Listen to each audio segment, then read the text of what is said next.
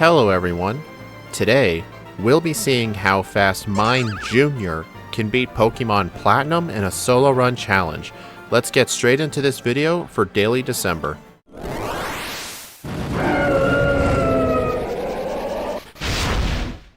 You guys may be wondering, Speed, why in the hell are you running a baby Pokemon?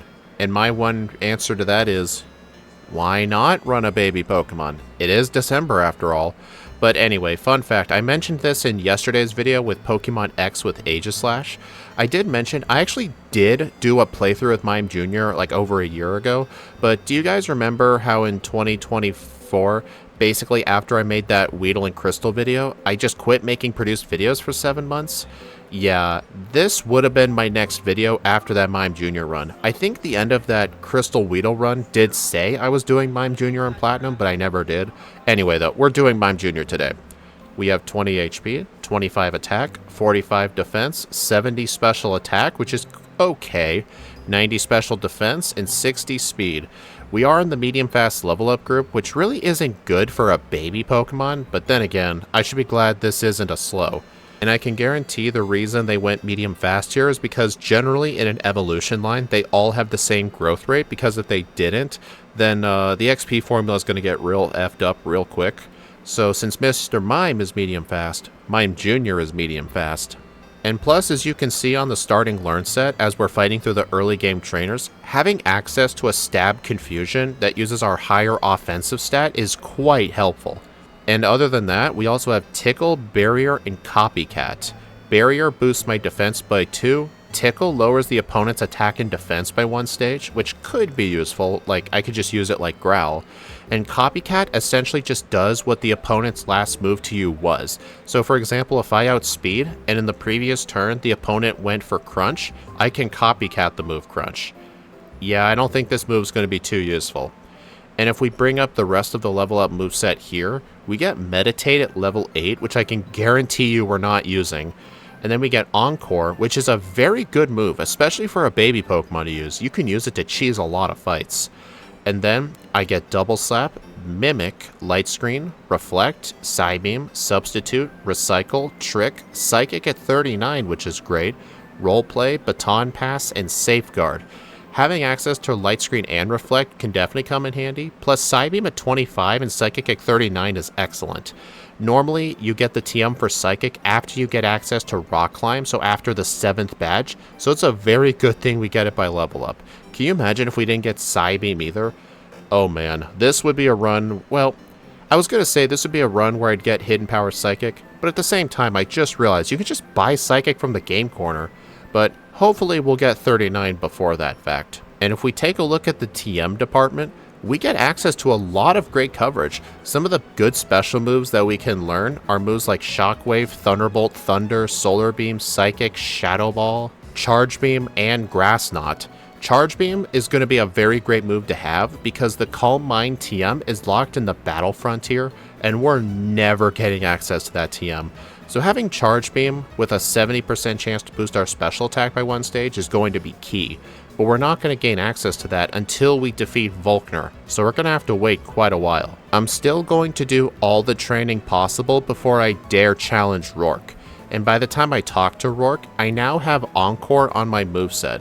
This move will come quite in handy for a lot of fights, because essentially if I can get Rourke's Pokemon to do something like a turn 1 Stealth Rock or a turn 1 Screech, I can just Encore it into only ever using that move.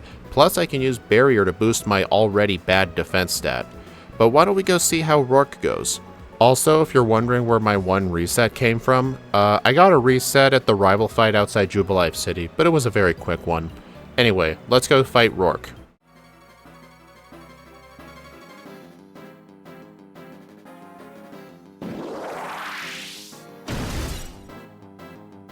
I did deposit all of my HM users before doing this, just in case I have to blackout grind. And the very first thing I do is go for Confusion, one-shotting thanks to a crit.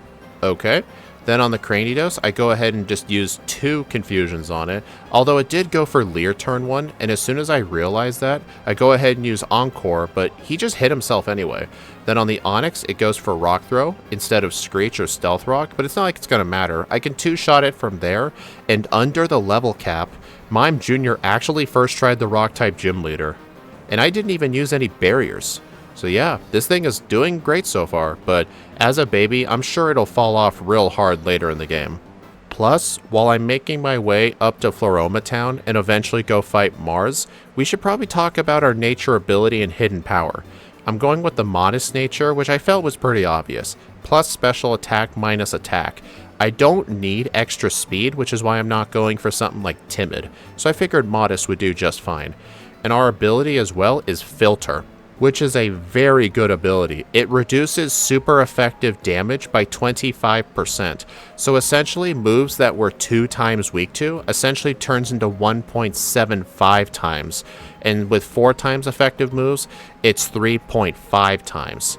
So yeah, that's going to be quite useful for reducing damage. And our hidden power typing of choice is hidden power fire. This is mainly because we don't really have a good move for the steel type gym, but with hidden power fire we certainly do. Anyway, you may be worried about Mars. She's generally difficult for a lot of Pokemon, but with access to Encore, you should just watch this fight. I don't have to worry about the Zubat, it is a one-shot with confusion, and then on the Perugly, it's always going to go for Fake Out turn 1, and then I can Encore it, but the problem is, though, it actually outspeeds, so what I need to happen is after the Fake Out, I need to get a Quick Claw Encore, so that way it'll only ever spam Fake Out, and that'll give me enough time to take it out. And believe it or not, I actually get it on the second try. I was able to get the Quick Claw Encore, the Perugly cannot do anything to me, and then I can defeat it with Confusion. Theoretically, I could have also used 3 barriers to make Feint Attack not do too much, but I figured it was just better just to get rid of it while I could. And then, as soon as I get access to Eterna City after clearing out all the trainers in the forest, I'm also going to do all the trainers to the east as well. I normally don't do the training out here, but I figured since I'm running a baby Pokemon, I may as well. It's a good thing with the grass gym, Gardenia's ace is part poison, so it is weak to psychic, but the reason I'm doing all this training is so at level 25 I can gain access to the move Psybeam. This will help out a lot, so why don't we go take her on with this new move.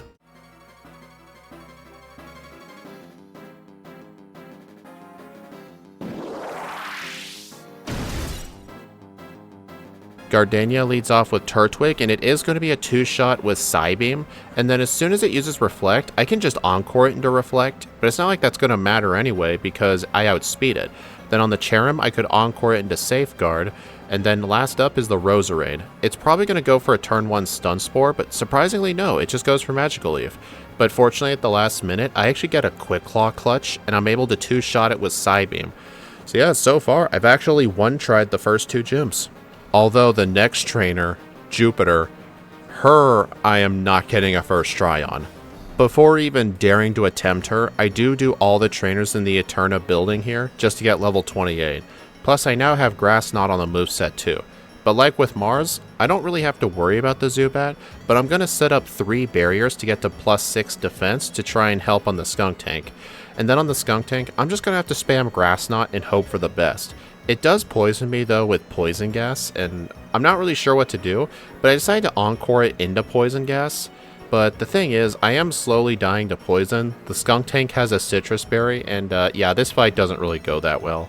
I actually decide that instead of a Quick Claw, I'm just going to hold a Pecha Berry, and then I'm going to Encore it into using Poison Gas, and I am actually able to get a win in. A lot of Psychic-type Pokemon struggle with Jupiter quite horrifically badly. Mr. Mime didn't really struggle as much as I thought, but still, I won at 1 hit point. I can guarantee you, if I did not learn Encore, this fight would be so much worse. As soon as I enter the city for the first time, I'm going to go into Amity Square with my Psyduck and get myself the Amulet Coin. I'm going to try and get Psychic by level up, but I'm not going to buy Psychic from the game corner. I want Hidden Power Fire. This move will help out as well for the Lucario if I choose to use it. But before we can think about that, we do have to defeat Fantina because Platinum made her the 3rd gym for some reason. Let's go take her on.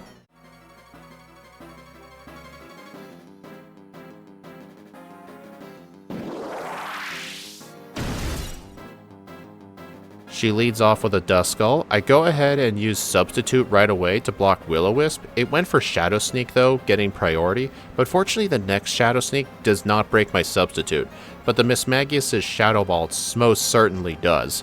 What I'm trying to do here is I have Substitute and Encore.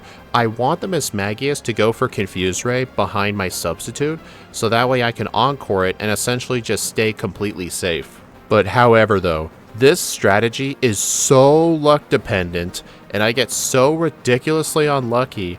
By the time I get to a grand total of 28 resets, I actually finally give up, leave, and go back to this route right here to do some training until I get to level 35, and then I can use one rare candy to get to level 36. Please just let this be the run, please.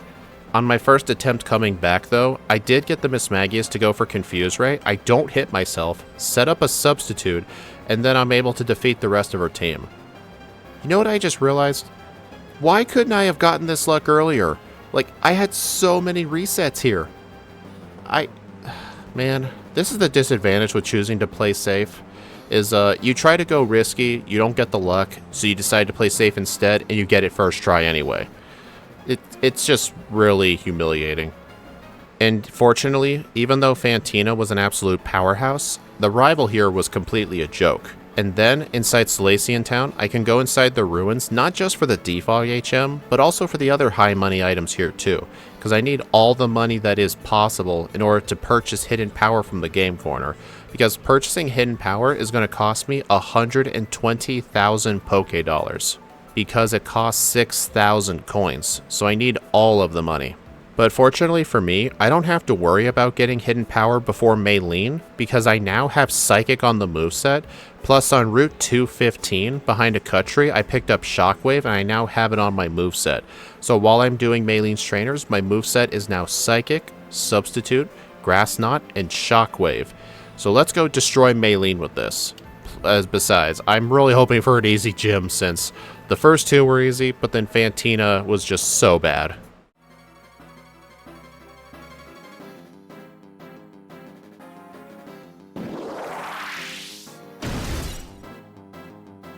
Maylene leads off with her Metatite. It is going to be a one-shot with Psychic.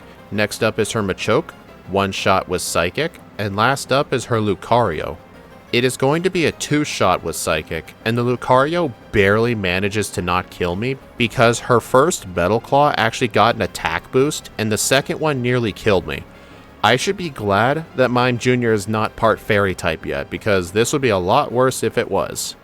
And you're not going to believe this, but after I beat the gym leader on the first try, I try to help out the rival. Well, he's not really the rival, but I try to help out this guy right here getting his Pokedex back from the Galactic Grunts. And I did not expect this, but the Galactic Grunts actually caused me to faint. And I didn't think I was going to be able to black out. So I end up having to reset and fight Maylene again. But fortunately for me, I do first try her again, and I don't have any problems with the Galactic Grunts after that.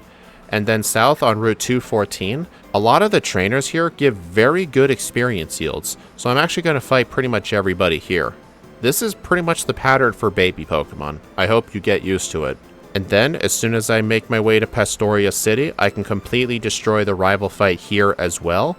The rival hasn't really been hard today. I only got one reset on the fight near Jubilife City. And then I can enter the gym and go take on Crasher Wake. I do have Shockwave and Grass Knot, so hopefully this fight won't be too bad.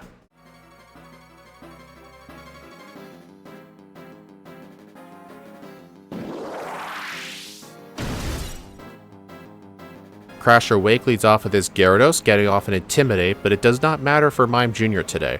I can one-shot it with Shockwave, and then on the Floatzel, it outspeeds and goes for Crunch, dealing massive damage, and then after that Crunch, an Aqua Jet is able to knock me out. So I essentially would like a Quick Claw on him, please. On my third attempt against Crasher Wake though, I don't get the Quick Claw, but instead, Aqua Jet leaves me at 2 hit points remaining, and then as soon as I defeat the Floatzel, the Quagsire is a one-shot with Grass Knot. So I essentially got very lucky here. Didn't even need the Quick Claw after all. And now with my 5th gym badge, I gotta chase the Team Galactic Grunt and then make my way up to Celestic Town. On this foggy route right here, there is a TM for Shadow Ball. I do pick it up, but I'm not going to teach it right now.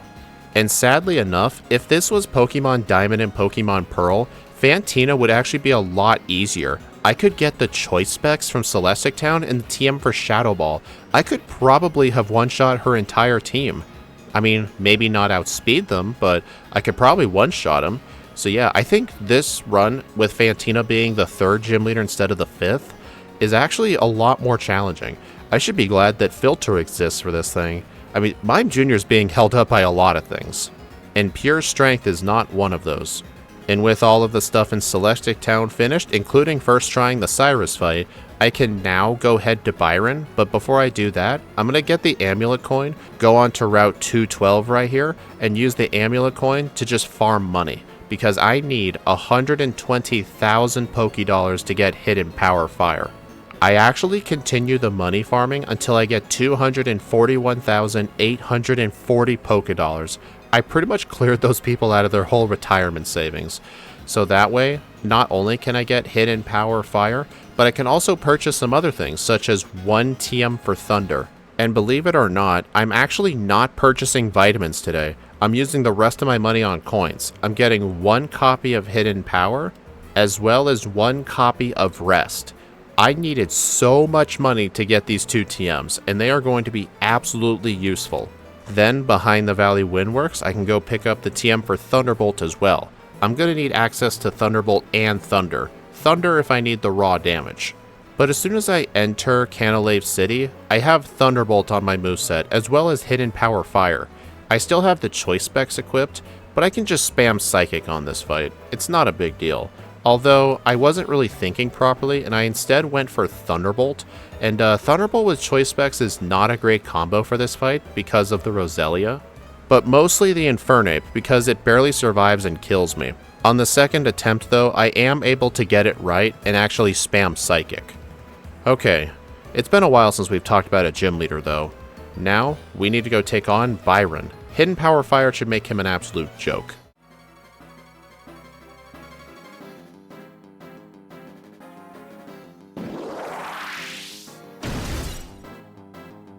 He leads off with Magneton, I one-shot with Hidden Power Fire, and then the Bastiodon is going to be roughly a 3-shot. Even after the Citrus Berry, it ends up becoming a 4-shot. Yeah, that thing being part rock is not useful. Imagine if this was Hidden Power Fighting. But Byron is a pathetic trainer, and I defeat him on the 2nd attempt. So far, the gym leader with the most resets has been Fantina. It's been nowhere close. Okay, what part of the run are we on? Oh yeah. Blah blah blah, Team Galactic runs, Saturn, blah blah Mars, no one cares. Oh look, we're in Snow Point City, but we're not going to skip to the gym fight just yet. I accidentally encounter one of the gym trainers while forgetting to heal. I enter the fight with 28 HP, and her Sneasels actually knocked me out.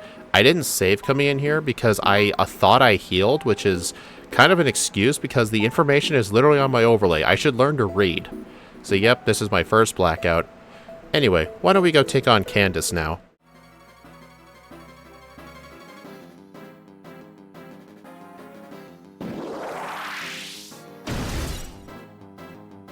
She leads off with a Sneasel. It hits me with Feint Attack, doing about half. My plan is Choice Specs Hidden Power Fire. Then on the Frostlass, I barely survive a Blizzard at 3 hit points remaining, and then I can outspeed the Abomasnow, use Hidden Power, but unfortunately, because of the hail from Snow Warning, I actually get a loss here anyway. What I need to happen is either a lower roll from Feint Attack, or the Frostlass just missing Blizzard.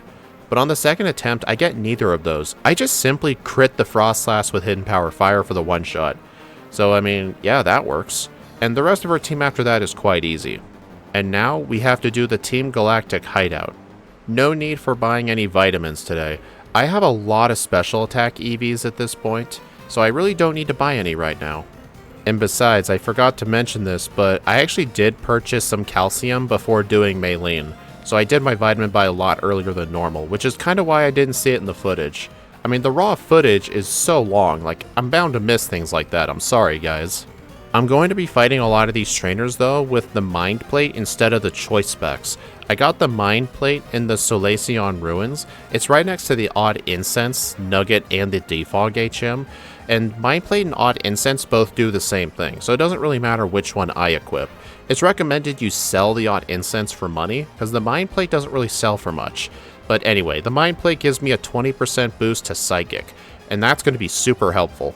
And believe it or not, I think that's my catchphrase. But believe it or not, I get no resets in the hideout at all. And then as soon as I get to the top of Mount Coronet, I did get all the rare candies that were in Mount Coronet because I'm going to save them all for the Cyrus battle. Although I probably should have thought about using them before Mars and Jupiter because they end up getting the best of me. Although, the key to this fight and being successful with it is just the rival actually cooperating, or you just kill its Munchlax. Either way though, I do win on the second try, no need for the rare candies here. And then inside the Distortion world, I use all of my rare candies and go from level 59 to level 73. I am hoping this high enough of a level is going to be good enough for Cyrus. So let's go see how the fight goes. Cyrus leads off with his Houndoom. I go for Thunderbolt, and it's going to be a 2-shot. It does get off a Will-O-Wisp on me, but Burn doesn't really matter for me today. But it is draining my health. And then after that, the Honchkrow is a 1-shot with Thunderbolt. And then I actually Speed Tie the Weavile, and sadly, I lose the Speed Tie. You guys can see how close I planned this level at. The reason I got all of these Speed EVs, and specifically level 73, was to try my best to outspeed that Weavile. I was so close. I do get a couple more resets, and then eventually I finally get what I need. I survived the Night Slash quite easily from the Weavile thanks to having access to the Rostberry for the Houndoom, plus I win the Speed Ties that I need to win. And then with Cyrus defeated, I can finally make my way back to the real world. We still have to beat Volkner though, and once I beat Volkner, I will gain access to Charge Beam. Charge Beam is going to make the Elite Four quite nice. So why don't we go see how Volkner goes?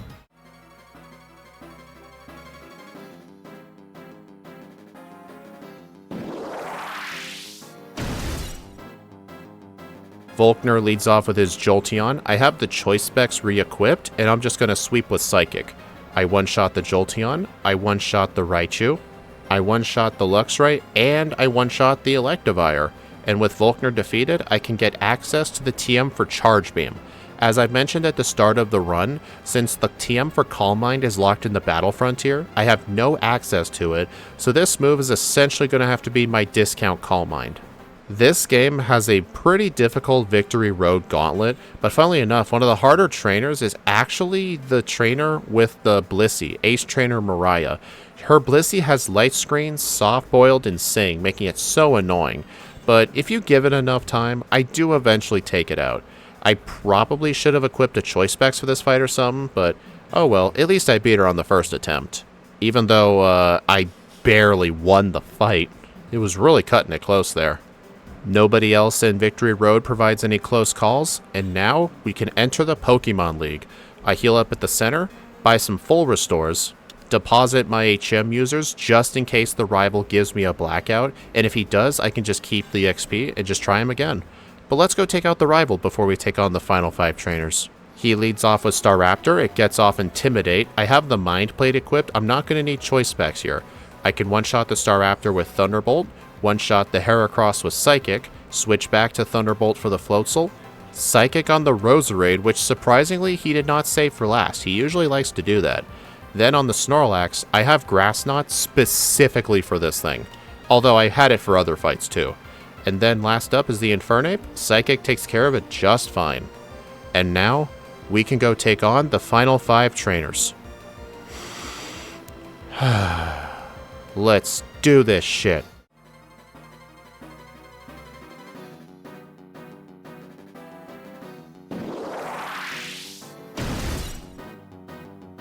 The first member of the Elite Four is Aaron, the user of Bug types. He leads off with Yanmega. I have the Mind Plate equipped because I don't need Choice Specs for this fight. And Thunderbolt and Psychic can take care of this guy just fine. And funnily enough, the Vespiquen does survive a Psychic. And then on Drapion, I'm obviously going to have to switch to Thunderbolt. And it does put it in low health, but fortunately for me, his Citrus Berry puts it out of full restore range, and it prevents him from using the full restore. Next up is the Ground-type Elite Four member, Bertha.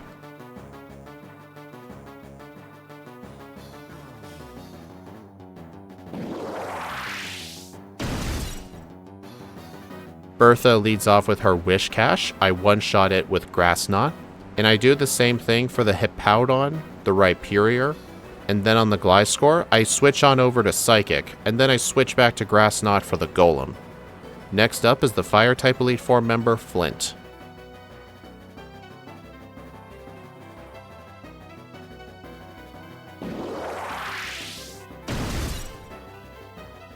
This is the first fight I need Charge Beam for. I taught it in the place of Grass Knot because we don't need it anymore. He leads off with Houndoom. I use one Charge Beam, getting a special attack boost on the first try, and then I switch on over to Thunderbolt to get rid of it. Next up is the Rapidash. I outspeed it and go for the one shot with Psychic, and I'm defeating the rest of his team with Psychic as well.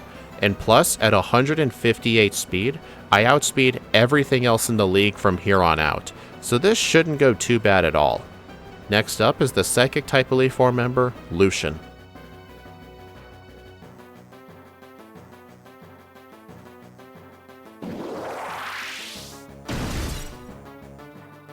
I probably should have equipped Shadow Ball for this fight, but I didn't. Who knows, maybe I didn't need it.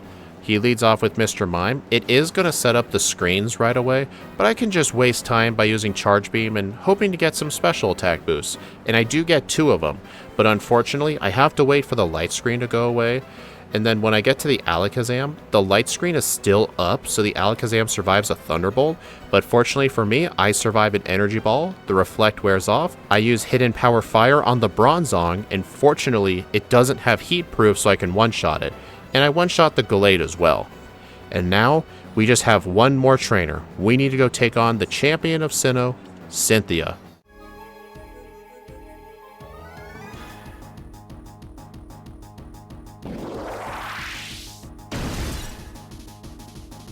I have a slight moveset overhaul. I now have the move Rest on my moveset, and I still have the Mind Plate. She leads off with Spiritomb. My plan is to set up some Charge Beams and use Rest during the fight if necessary. I use 2 Charge Beams and I actually get +2 special attack. And then I continue using it on the Lucario, which was a mistake. I should have just gone for Psychic, but I was definitely being greedy. And because of my greediness, the Lucario defeats me with extreme speed. On my second attempt against Spiritomb, I actually managed to get +3 somehow, but then my health is too low for the Lucario and it kills me with extreme speed yet again. I am really hoping third try is the charm here, but it's not really looking too great because the Spiritomb knocks me out of all things. But my next attempt is superior. I managed to get +2 special attack, and with access to Resto Chesto when I need it, I can defeat all of Cynthia's Pokemon and clock in, with a real time of 2 hours, 42 minutes, and 22 seconds, with 1 blackout, 4 T resets at level 84, with a game time at the Hall of Fame of 7 hours and 5 minutes. Honestly, besides how badly Fantina went, I actually did enjoy running this Pokemon. It's just, Fantina just needed an awful lot of luck, and when I decided to actually just do a bunch of training, I ended up just getting lucky anyway. Like, why couldn't I have had that luck earlier? But I really do not want to try this again, despite how bad Fantina went. But I still stand by what I said earlier. If this was Diamond and Pearl, I could have had Shadow Ball and Choice Specs before ever fighting Fantina. And even though I would probably have some speed problems, I would have a lot better of a time against her. But I guess that's something we'll have to figure out another day, if I choose to do this ever again at all. I probably wouldn't do Mime Jr. and Diamond and Pearl unless I'm doing a random solo run stream and it just happens to get chosen, but I'm hoping that day doesn't happen. But anyway, if we take a look at the leaderboard, this thing definitely placed near the bottom, which is kind of what I expect for a first stage Pokemon, especially a baby at that. But anyway, I hope y'all enjoyed. Please like, comment, and subscribe if you want to see more, and be sure to follow me on my socials or support the channel through YouTube memberships. YouTube members get access to the patch files for all the backport Pokemon we do on stream. And later in the month, we'll be doing Pokemon Platinum with the other baby of this game, Bonsly. And I'm just going to say it ahead, that is probably one of the worst playthroughs I did for Daily December. And that's including Plusle and Minun and Fire Red and Leaf Green. But fortunately, that's not going to be tomorrow. Because tomorrow, we're doing our second Sapphire video. We'll be doing Pokemon Sapphire with the other Hoenn fossil, Armaldo. I will see you all then, and thank you for watching, and I'll see you in the next video for Daily December.